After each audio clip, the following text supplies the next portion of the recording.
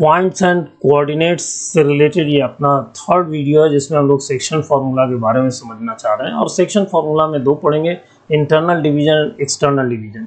हम लोगों ने पहले से जान रखा है क्लास 10 में, लेकिन फिर से इसका एक छोटा सा डेरिवेशन कर लेते हैं। अगर हमारे पास दो पॉइंट है a x1 y1 और b x2 y2, इसको अगर कोई एक पॉइंट C डिवाइड करता हो m/n के रेशियो में, तो हमको C का कोऑर्डिनेट फाइंड करना है। थोड़ी देर के लिए सपोज कर लीजिए कि इसका कोऑर्डिनेट xy है, तो डेरिवेशन पार्ट को कवर अप करने के लिए अगर हम लोगों ने परपेंडिकुलर ड्रॉ कर दिया इन सारे पॉइंट से, तो हमको मालूम है कि ओरिजिन से इसका डिस्टेंस x1 होगा, ओरिजिन से इसका डिस्टेंस x होगा और ये x2 होगा। सिमिलरली b का जो फुट होगा ये अपने पास y2 के इक्वल होगा, ये y होगा और ये y1 होगा। हम लोग दो ऐसा ट्रायंगल कंस्ट्रक्ट करना चाहते हैं जो सिमिलर हो और उसमें एक में साइड AC आता हो और दूसरे में साइड BC आता हो, और इनका रेशियो हमको मालूम है m/n। तो हम लोगों ने एक परपेंडिकुलर यहाँ से ड्रॉ किया, एक यहाँ से ड्रॉ किया।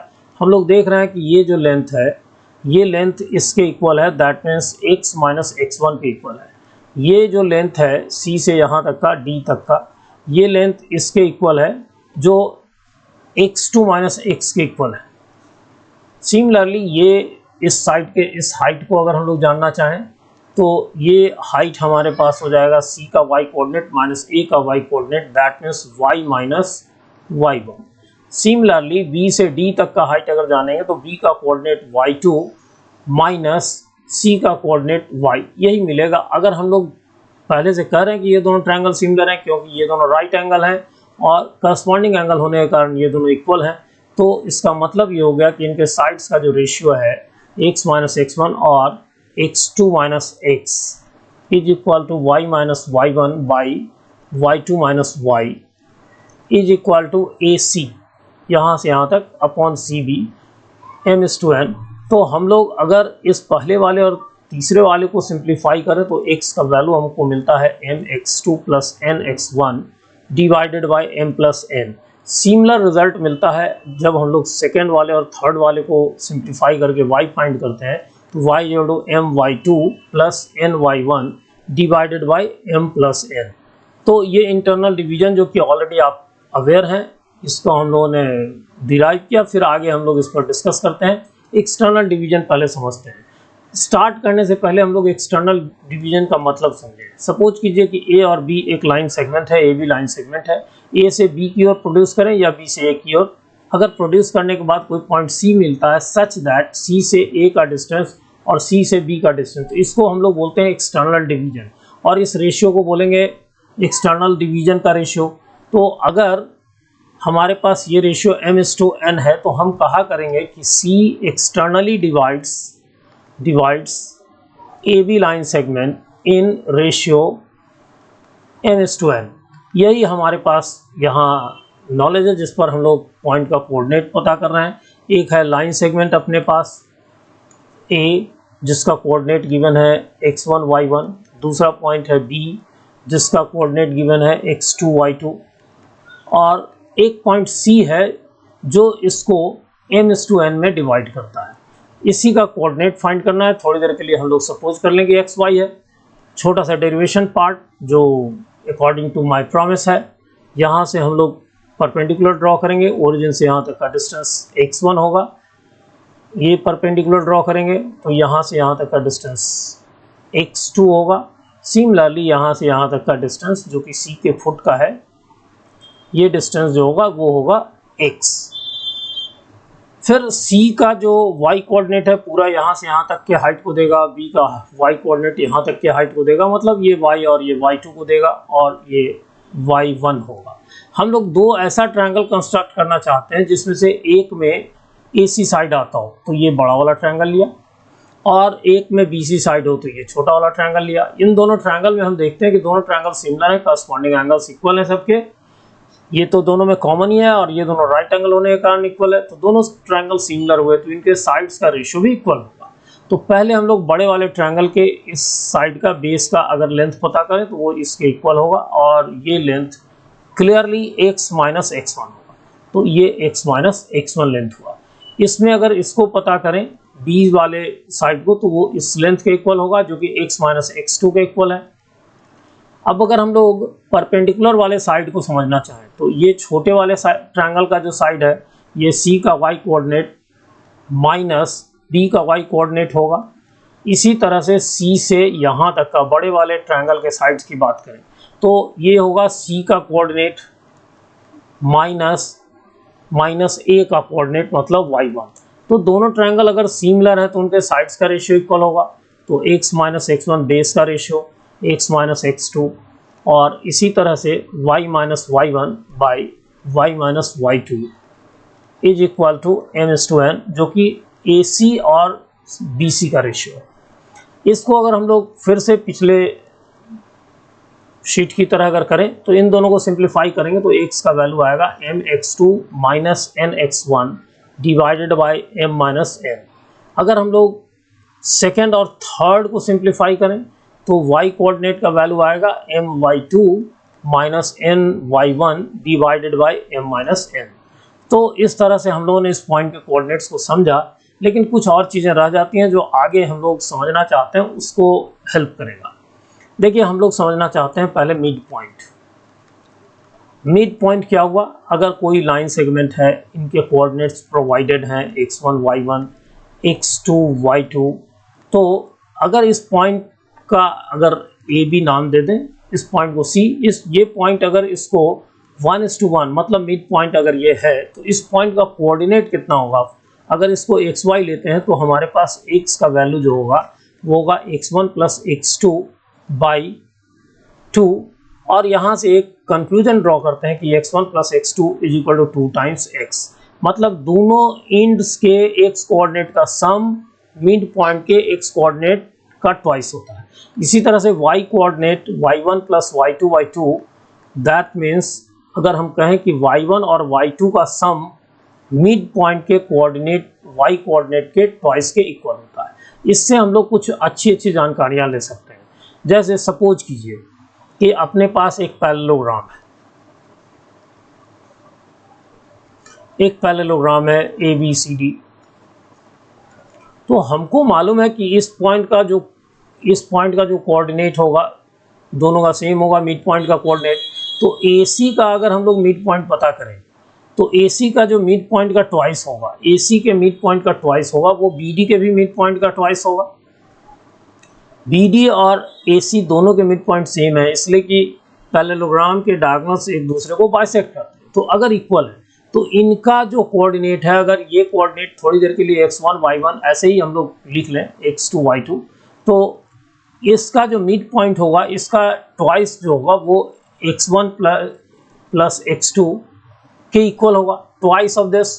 और यही पॉइंट इसका भी मिड पॉइंट है, तो इनके कोऑर्डिनेट्स अगर अल्फा बीटा गामा डेल्टा ऐसा कुछ लिख ले तो इनके भी x कोऑर्डिनेट मतलब अल्फा और गामा का ट्वाइस इसके इक्वल होगा, तो ये दोनों इक्वल होंगे, मतलब x1 plus x2 is equal to alpha plus gamma. तो बहुत आराम से हम लोग जान सकते हैं, अगर मान लीजिए इसमें ये वर्टेक्स नहीं गिवन है तो इन दोनों के वर्टेक्स का सम माइनस इतना करके निकाल सकते हैं। मतलब अगर हमको अल्फा फाइंड करना है तो x1 प्लस x2 जो कि इन दोनों के एंड पॉइंट्स हुए माइनस इधर वाले का गामा, तो इस ढंग से मालूम कर सकते हैं। इस पर बेस कर करके एक अच्छा सा एग्जांपल मैंने ले रखा है। देखिए coordinates of the vertices of a triangle, एक ट्रायंगल है, इनके वर्टिसेज का कोऑर्डिनेट फाइंड करना है, जबकि इनके साइड्स के मिड पॉइंट्स का कोऑर्डिनेट प्रोवाइडेड है। मान लीजिए कि ये E है, x2 y2 है, और ये F है, मान लीजिए x3 y3 है। अगर इनके कोऑर्डिनेट्स मालूम है A और B और C, इनका कोऑर्डिनेट मालूम करना है, तो अगर हम लोग मिड पॉइंट थ्योरम को यूज़ करें तो ये लाइन सेगमेंट AC के पैरेलल होगा और हाफ B होगा। इसी तरह से ये ED लाइन सेगमेंट AB के पैरेलल होगा और हाफ होगा। इसको ज्वाइन कर दें तो ये भी यही कैरेक्टरिस्टिक रखेगा, ये BC के पैरेलल और हाफ होगा। तो हम लोगों ने ज्योमेट्री में पढ़ रखा है कि ये अगर हम नेमिंग कर दें तो ये DEF AEDF ये वाला एक पैरेललोग्राम है, और ये डायगोनल हुआ इसका, ये भी डायगोनल हुआ। अभी अभी हम लोगों ने पढ़ा है कि इसमें से इन दोनों के एक्स कोऑर्डिनेट का सम माइनस इसका एक्स कोऑर्डिनेट इसके एक्स कोऑर्डिनेट को प्रोवाइड करेगा। तो इसका मतलब एक्स कोऑर्डिनेट जो ए का होगा वो होगा x3 plus x2 minus D का वो X coordinate. Similarly Y coordinate भी मिलेगा हम लोगों को, तो y अगर हम लोग कर लें y3 plus y2 minus y1। इसी तरह से अगर आप b के कोऑर्डिनेट को देखो, कितना अच्छा नॉलेज है, b वाले कोऑर्डिनेट को देखो, तो ये एक पैरेललोग्राम है जिसमें एक डायगोनल है ये और दूसरा डायगोनल है ये, दोनों का ये मिड पॉइंट है कॉमन। तो ऑब्वियसली इसमें से तीन वर्टिसेस के अगर कोऑर्डिनेट मालूम है तो चौथा मालूम हो सकता है, इसलिए कि इसका ट्वाइस इन दोनों के सम और इन दोनों के सम के भी इक्वल होगा। तो इसी बेसिस पर अगर हम लोग जानना चाहें b का कोऑर्डिनेट तो इजीली फाइंड कर सकते हैं f का x कोऑर्डिनेट d का f कोऑर्डिनेट माइनस e का।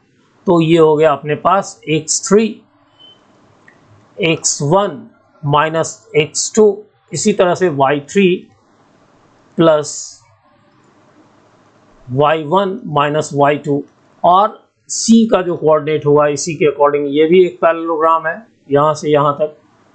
तो इसमें भी ये डायगोनल होगा, तो इसके हेल्प से हम लोग लिख सकते हैं। तो x2 प्लस x1 मतलब x1 प्लस x2 माइनस इसके अपोजिट साइड वाला x3 माइनस सिमिलरली अगर y कोऑर्डिनेट भी लिखें तो y2 माइनस y3। तो कितनी आसानी से हम लोगों ने इनके कोऑर्डिनेट्स को जान लिया कॉन्सेप्ट के हेल्प से। तो रटने की कोई आवश्यकता नहीं है, कोई ट्रिक नहीं चाहिए, आप केवल एक नॉलेज रखिए। ओके, हम लोग इस पर बेस कुछ क्वेश्चंस देखते हैं। तो ये क्वेश्चन हमारे पास जेई में 2024 में आया था, लास्ट ईयर हमारे पास आया था। क्वेश्चन में कहा जा रहा है ए बी सी डी, ये 4 वर्टिसेज हमको प्रोवाइडेड है पैरेललोग्राम का। तो एक कोई पैरेललोग्राम है,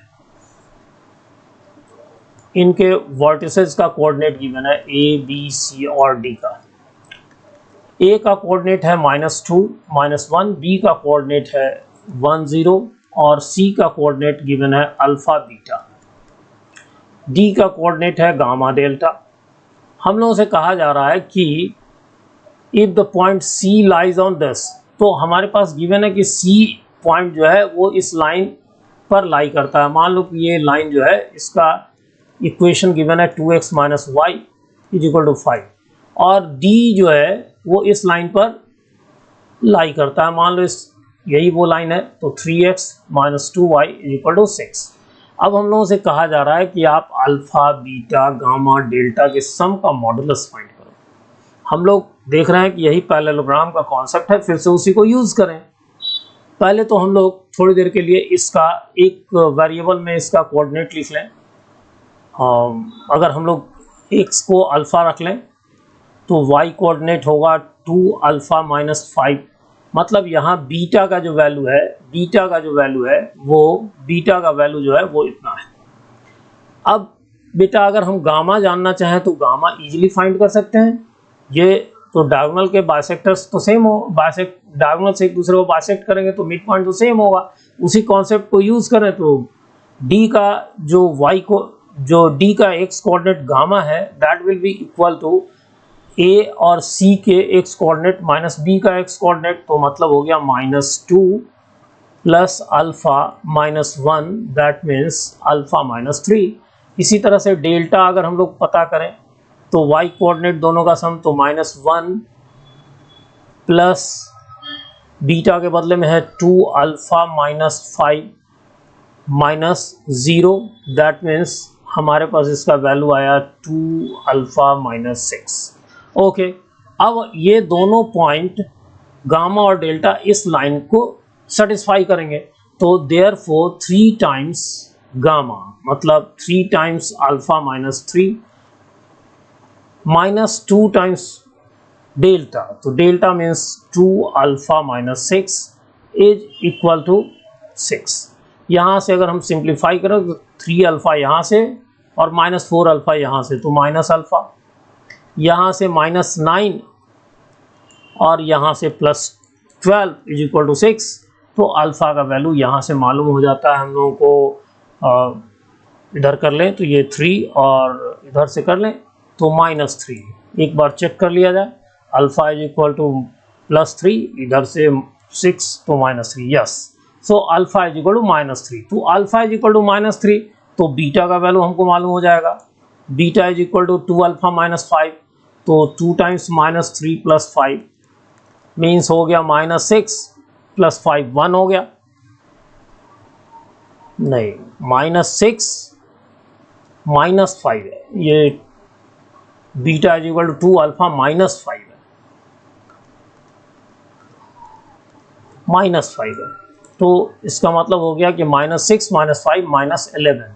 सिमिलरली अगर गामा फाइंड करें तो गामा ऑलरेडी यहाँ पर अल्फा -3 है, अल्फा -3 है, तो ये हो गया -6।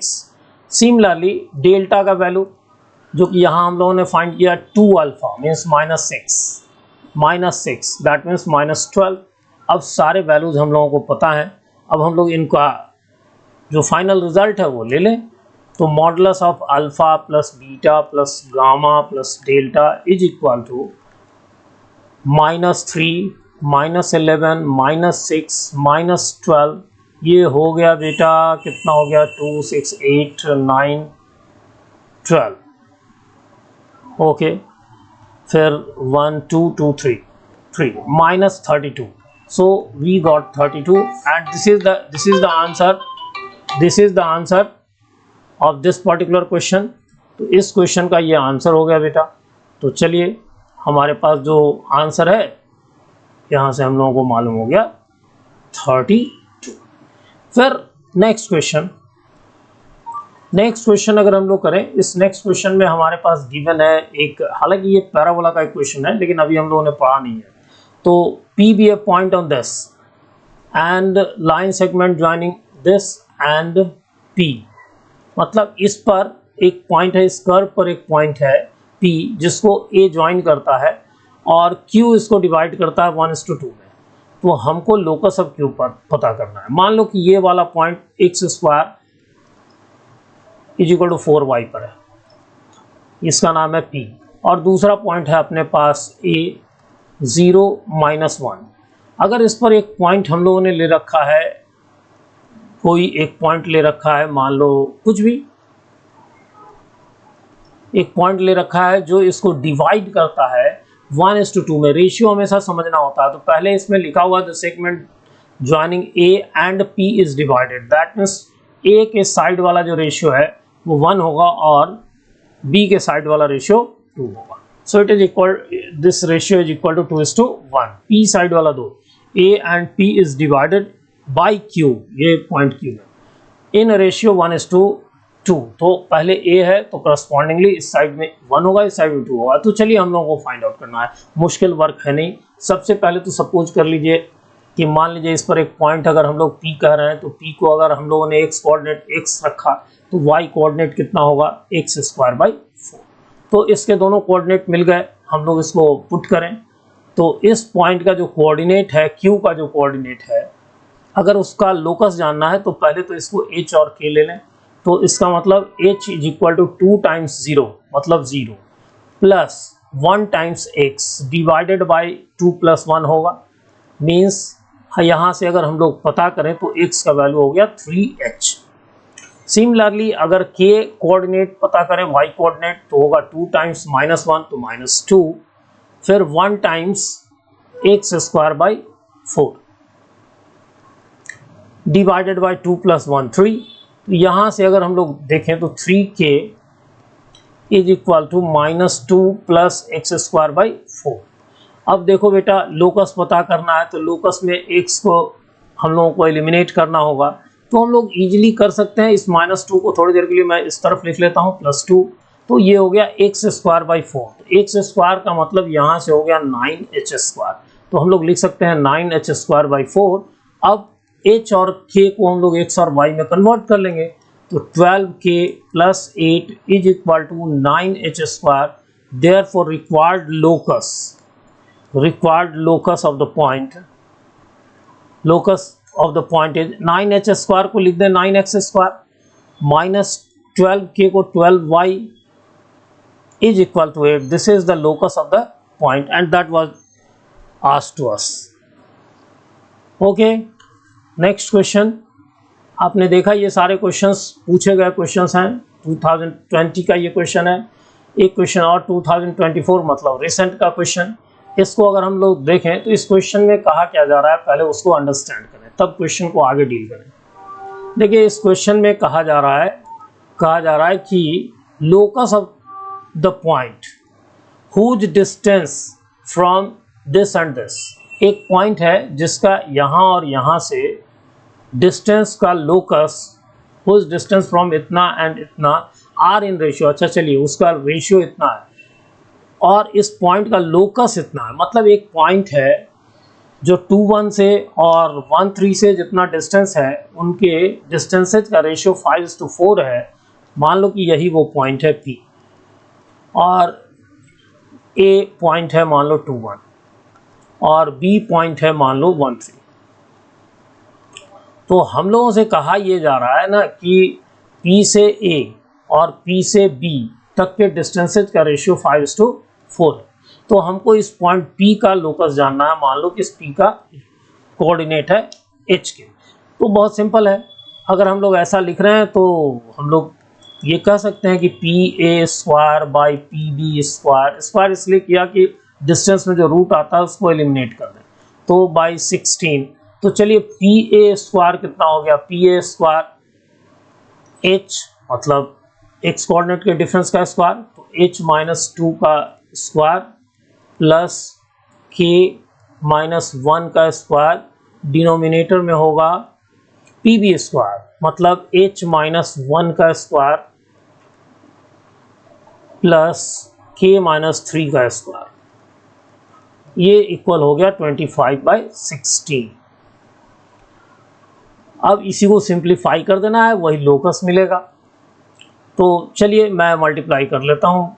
एक तरफ ये हो गया 16, ये हो गया H² प्लस K², इसमें होगा -4H, इसमें होगा -2K, नंबर्स इसमें आएंगे 4, इसमें आएंगे 1, तो 5।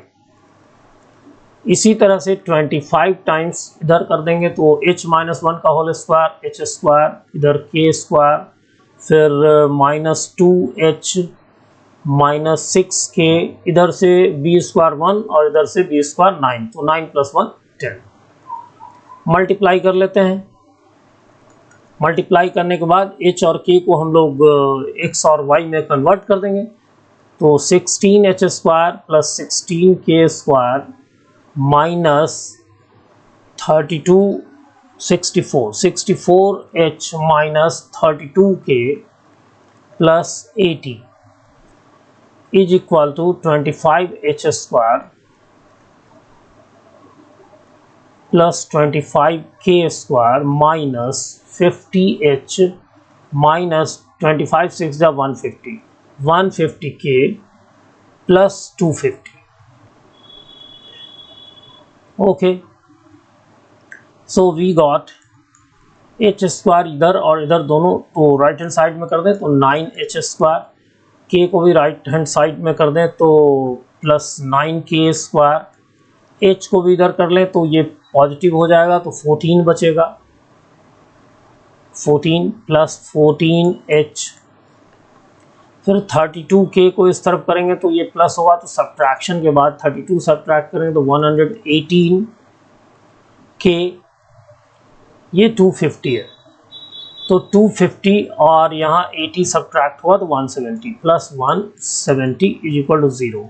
हम लोग जो गिवन है उससे कंपेयर करें। गिवन है कितना, ax² plus by² ax² plus by²। देखिए अगर हम लोग इसको थोड़ा कॉपी करके उधर ले चलें, ax², तो x² का जो कोफिशिएंट है वो हमारे पास a है,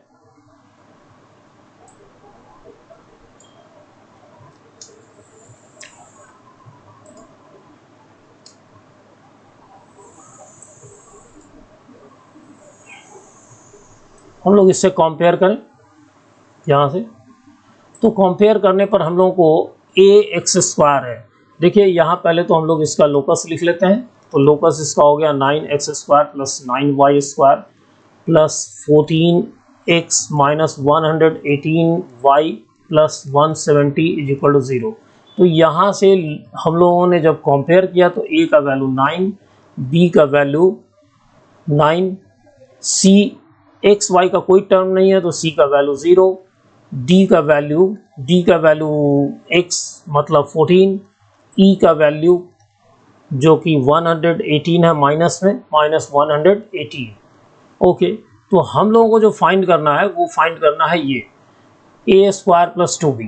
तो that means therefore A square plus 2b plus 3c plus 4d plus e, ये अगर फाइंड करना है तो हम लोग वैल्यू पुट करें 2 टाइम्स 81, सॉरी 2 टाइम्स नहीं, केवल 81, b में 2 टाइम्स, तो ये हो गया 81 प्लस 2 टाइम्स b मतलब 18 प्लस 3 टाइम्स c तो 0 plus 4 time d 56 plus e का वैल्यू है अपने पास -118 सब्ट्रैक्ट करें तो 5 6 14 15 6 7 155 -118 सब्ट्रैक्ट कर लें तो 7 फिर 4 1 3 ये 37।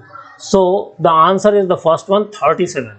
So this question was also very simple one, कुछ नहीं करना था, लेकिन ये JEE-24 का क्वेश्चन है, दैट मीन्स थोड़ा बहुत तो कहीं लगता है कि कुछ डिफिकल्ट होगा, डिफिकल्ट है नहीं है एक्चुअली, आपको लोकस निकालना था, कंपेयर करके वैल्यू फाइंड करना था। देखिए ऐसा ही एक क्वेश्चन है जो कि ट्रेडिशन से चला आ रहा है, ये थोड़ा सा क्वेश्चन जो है देखने में बड़ा डिफिकल्ट लगता है लेकिन है नहीं, ये क्वेश्चन बहुत सिंपल है।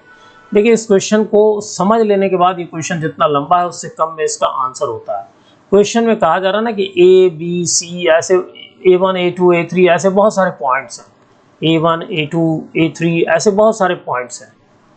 इन पॉइंट्स में इन सभी पॉइंट्स के कोऑर्डिनेट्स x1 y1 मतलब A1 है तो x1 y1, A2 है तो x2 y2, A5 होगा तो x5 y5 होगा, लाइक दैट। इसमें कहा जा रहा है कि A1 A2 को जब ज्वाइन करते हैं तो इसका मिड पॉइंट P1 है।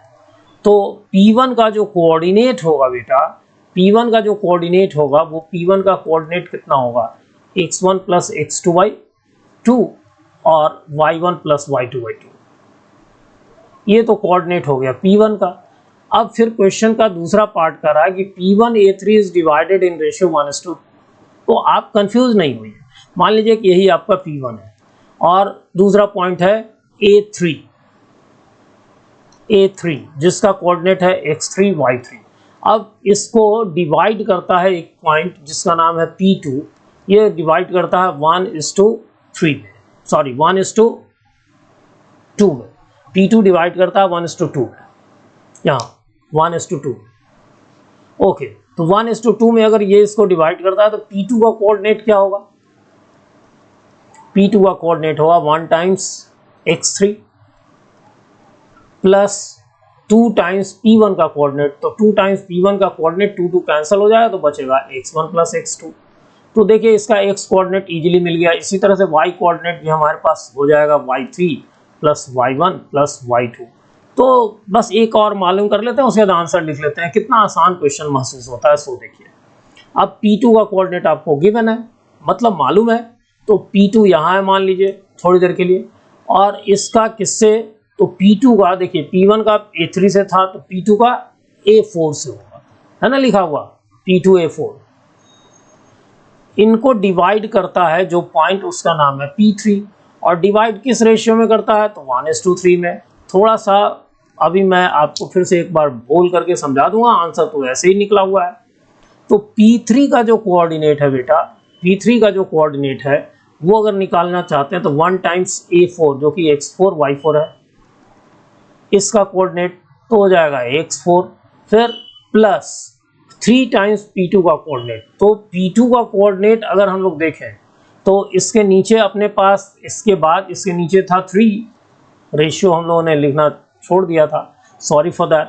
तो ये 3 अगर हम लोग इसमें मल्टीप्लाई करेंगे तो कितना बचेगा बेटा, ये कैंसिल होकर के x3 plus x1 plus x2, और नीचे 1 प्लस 3 जो कि पिछली बार मैंने छोड़ दिया था 4, और इसी तरह से हो जाएगा y4 plus y3 plus y1 plus y2 by 4। अब इसको एनालाइज कीजिए। P3 भी जानने का जरूरत नहीं था, आंसर हमारे सामने था। देखिए थोड़ा एनालाइज कीजिए।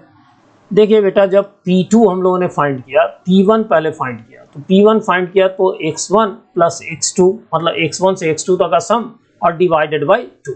जब हम लोगों ने P2 फाइंड किया तो इसमें 2 है तो 3 तक का सम, यहाँ x1 x2 x3 by denominator में 3। इसी तरह से अगर P4 अगर हम लोगों ने P3 फाइंड किया हम लोगों ने, तो यहाँ 3 है तो 4 तक का सम है x1 x2 x3 और x4 और डिनोमिनेटर में 4 है। तो ऑब्वियसली अगर कोई आपसे रैंडमली पूछ दे कि आप P10 बताओ, तो P10 क्या होगा? कुछ नहीं, P10 होगा आप यहाँ जो लिखते हो उससे एक अधिक तक x1 प्लस x2 से लेकर के x11 तक का सम डिवाइडेड बाय 11, ये ट्रेंड बता रहा है। इसी तरह से y1 प्लस y2 से लेकर के y11 तक का सम डिवाइडेड बाय 11। अब हमको केवल ये पता करना है कि क्वेश्चन में लिखा हुआ था कि so on until all n points are exhausted, मतलब सब समाप्त हो। तो अंतिम पॉइंट कौन है बेटा? अंतिम पॉइंट इसमें an है, ध्यान से समझिएगा, अंतिम पॉइंट है an। तो अगर हम लोग इसमें पता करें तो आप देख रहे हो ये A4 है तो यहाँ पर P2 है, मतलब 2 का डिफरेंस है, तो यहाँ an है तो यहाँ पर Pn-2 होगा। और जो डिवाइड कर रहा है वो इससे एक अधिक है, इसका मतलब जो डिवाइड कर रहा है वो Pn-3 होगा। यही जानना था बेटा। अगर Pn-2 है तो n-1 होगा, एक अधिक n-3 तो कम जाएगा ना, n-2 से 1 अधिक, 2 से 1 अधिक, ठीक है। तो इसका मतलब Pn-1। तो अभी हम लोगों ने जो ट्रेंड समझा था 10 तक का था तो 11 तक, Pn-1 है तो इससे एक अधिक मतलब n तक, तो इसका ये रिजल्ट हो जाएगा। ये रिजल्ट हम लोग 2 ही के बाद फाइंड कर सकते थे, लेकिन समझाने के लिए मैंने थोड़ा ज़्यादा किया। तो डिनोमिनेटर में n होगा और इसी तरह से y1 plus y2 up to yn divided by n होगा। So this is the solution of this question, and this question is being regularly asked in so many books. You will get this one. ये बहुत पहले का question है, इसलिए इसमें reference नहीं है कि कब का है। ये जब कभी जेई के पहले IIT का एग्जाम हुआ करता था उसमें आया हुआ question. Okay, the last topic, harmonic conjugate. देखिए, अगर कोई 2 पॉइंट है ए बी, इसको एक पॉइंट सी डिवाइड करता है, मान लीजिए n/n में, और एक्सटर्नली एक पॉइंट डी भी इसको डिवाइड करता है n/n में। कहने का मतलब कि CA और CV का रेशियो m/n है। इसी तरह से D से A और D से B तक का रेशियो भी m/n है। तो ऐसे जो 2 पॉइंट्स होते हैं C एंड D, इनको हम लोग कहते हैं, C एंड D को हम लोग बोलते हैं conjugate points. Conjugate points with respect to A and B के रेस्पेक्ट में ये दोनों कंजुगेट पॉइंट्स हैं। मतलब ये दोनों लाइन सेगमेंट को डिवाइड करते हैं m/n में, इंटरनली एंड एक्सटर्नली। देखिए, इस क्वेश्चन को हम लोग थोड़ा आगे चल करके फिर से एक बार यहाँ पेस्ट करके यहाँ करें। देखिए, वही चीज़ है, वही इंफॉर्मेशन जो मैंने कहा उसी को फिर से एक बार लिख करके समझाया जा रहा है कि P डिवाइड्स OA इंटरनली। मान लीजिए कि एक लाइन सेगमेंट है अपने पास OA, इसको P डिवाइड करता है इंटरनली इन रेशियो m/n, और दूसरा पॉइंट है जो एक्सटर्नली डिवाइड करता है Q नाम का पॉइंट, जो एक्सटर्नली डिवाइड करता है OA को मतलब A के साइड में प्रोड्यूस करेंगे। अगर लिखा रहता है AO तो O के साइड में प्रोड्यूस करते हैं, ये डिवाइड करता है m/n में। तो हम लोगों ने अभी जस्ट कहा है कि ये दोनों कंजुगेट पॉइंट्स होंगे, P and Q are conjugate points. उसी बात को समझाना चाह रहा है कि ये हार्मोनिक मीन भी होते हैं इसमें हम लोग देखते हैं क्या कि OA OA मीन्स ये वाला distance, OA is harmonic mean of, OA is harmonic mean of OP and OQ, माना उन दोनों कंजुगेट पॉइंट्स और A को अगर हम लोग ले लें तो हम लोग देखते हैं कि ये तीनों के डिस्टेंसेज O से हार्मोनिक होते हैं। देखिए जैसा कि हम लोग जानते हैं कि कोऑर्डिनेट ज्योमेट्री में ओरिजिन और एक्सिस अपने यूटिलिटी के अकॉर्डिंग हम लोग लिया करते हैं। तो थोड़ी देर के लिए अगर मान लीजिए इस OQ को ही हम लोग एक्स एक्सिस के रूप में फील करें और इसको ओरिजिन के रूप में फील करें तो क्या सिचुएशन होगा। अगर हम लोग डिस्टेंस फार्मूला यूज़ करें इंटरनल एंड एक्सटर्नल, तो इंटरनल के लिए P का जो कोऑर्डिनेट होगा वो कितना निकलेगा। मैं केवल एक्स कोऑर्डिनेट अभी डिस्कस करना चाह रहा हूँ। तो एक्स कोऑर्डिनेट अगर इसको ओरिजिन कह रहे हैं, ये एक्स है, तो इसका एक्स कोऑर्डिनेट P का जो एक्स कोऑर्डिनेट होगा, एक्स कोऑर्डिनेट ऑफ P वो हम लोग OP कह सकते हैं। इसी तरह से X coordinate of P is equal to AP। इसी तरह से हम लोग A को कह सकते हैं OA और इसी तरह से Q के एक्स कोऑर्डिनेट को कह सकते हैं OQ, because we took this one as X axis और इसको ओरिजिन। अब अगर मान लीजिए हम लोग उसी तरह से अगर चलें, अगर जो हम लोगों ने पढ़ा है distance formula, section formula internal and external, उसके अकॉर्डिंग बात करें तो एक्स कोऑर्डिनेट P का OP is equal to m times X coordinate of A। तो एक्स कोऑर्डिनेट ऑफ A मतलब हम लोग कहें m times X coordinate of A, that means OA, plus n times इधर ओरिजिन जिसका कि कोऑर्डिनेट 0 0 है तो 0 हो गया, डिवाइडेड बाई कितना m प्लस n। तो यहाँ से अगर हम लोग देखें तो OP हमारे पास आया m times OA by m plus n। Similarly अगर हम लोग OQ को फाइंड करें, मतलब OQ का एक्स कोऑर्डिनेट, ये एक्सटर्नल डिवीजन है जो कि माइनस में होगा, तो m टाइम्स अगर हम कहें तो पहले तो ये समझना होगा कि m किसको करस्पॉन्ड कर रहा है। तो रेशियो में पहले ये करस्पॉन्ड कर रहा है O को, तो इसको मल्टीप्लाई करेंगे A के एक्स कोऑर्डिनेट से, तो m times OA minus m times coordinate of O जो कि 0 है, divided by m plus n। तो अब m minus n, not plus n, minus n। तो अब इसके बाद हम लोगों ने फाइंड किया तो OQ is equal to m times OA by m minus n। देखिए हार्मोनिक मीन पहले थोड़ा सा रिकॉल कर लें, थोड़ा सा समझ लें। देखिए अगर कोई नंबर ABC हार्मोनिक प्रोग्रेशन में हो तो हम जानते हैं कि इनका रेसिप्रोकल जो होता है वो अर्थमेटिक प्रोग्रेशन में होता है। तो मीन अगर हम लोग इसका फाइंड करेंगे तो ये होगा 1/C plus 1/A is equal to twice of this 2/B। तो यही हम लोगों को यहाँ दिखाना है। तो पहले तो हम लोग पता कर लें 1/OP 1/OQ इन दोनों का सम, तो m plus n by m times OA plus ये m minus n by m times OA। देखिए दोनों को अगर ऐड करते हैं हम लोग तो रिजल्ट में न्यूमरेटर में m plus n plus m minus n और डिनोमिनेटर में m इंटू OA। देखिए ये कैंसिल हो गया, ऊपर में हो गया 2m, m कैंसिल हो गया तो अपने पास बचा 2/OA। यही हम लोगों ने देखा, रिजल्ट मिला। तो हम लोग कह सकते हैं कि therefore OP OQ and OA are in HP and OA is harmonic mean of OP and OQ। यही हम लोगों को प्रूव करना था। देखिए ये क्वेश्चन इनफैक्ट केवल इसलिए लिया जा रहा था कि आपके दिमाग में ये मैं सेट करने की कोशिश करूं कि ये जो दोनों पॉइंट होते हैं P और Q जो इक्वल रेशियोज में इंटरनली और एक्सटर्नली डिवाइड करते हैं, इनके बीच में एक रिलेशन होता है। Okay, so that was the last topic of this session and I hope कि आपने एंजॉय किया होगा।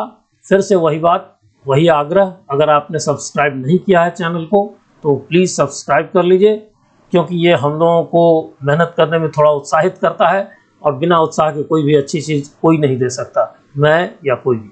So okay, thanks, have a nice day.